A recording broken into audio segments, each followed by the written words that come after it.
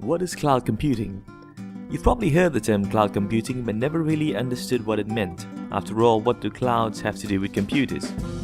One way to think about the cloud is to treat it as another word for online. So storing your data on the cloud is just another way of saying you store your data online. As an example, think of email.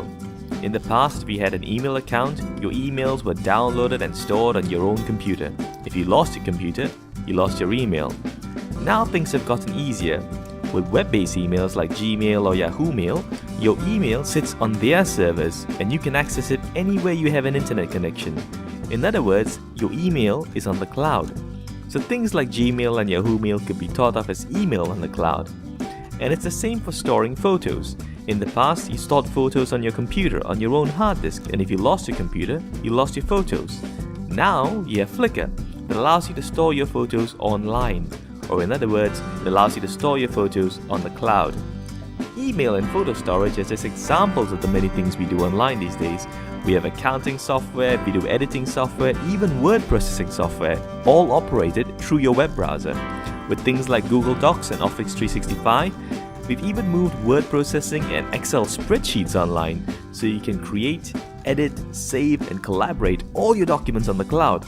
The only software you need installed on your own computer would be a web browser, and that's it. Now there are good reasons to do this. First, companies like Flickr, Microsoft, and Google are far better at keeping and archiving data than you, so it's far less likely that you'll lose your photos or documents due to a hard disk crash or a stolen laptop. Secondly, you don't have to worry about updates. Since the software sits on the cloud or on the cloud provider's servers, the cloud provider usually takes care of the software for you, including the updates and everything else. Lastly, its price. Unlike traditional software that you install on your computer, cloud offerings have a different pricing model.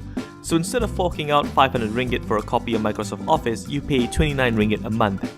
Sure, in the long run this works out to be more, but you can always cancel your cloud subscription after a month or 2 months or 3 months, but you can't cancel a CD that you bought from Microsoft.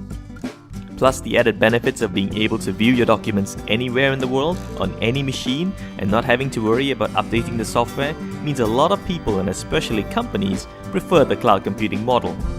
Now, what we described is the simplest form of cloud computing that offers the entire software as a service, or more commonly known as SaaS, which is the predominant type of cloud computing you find out there.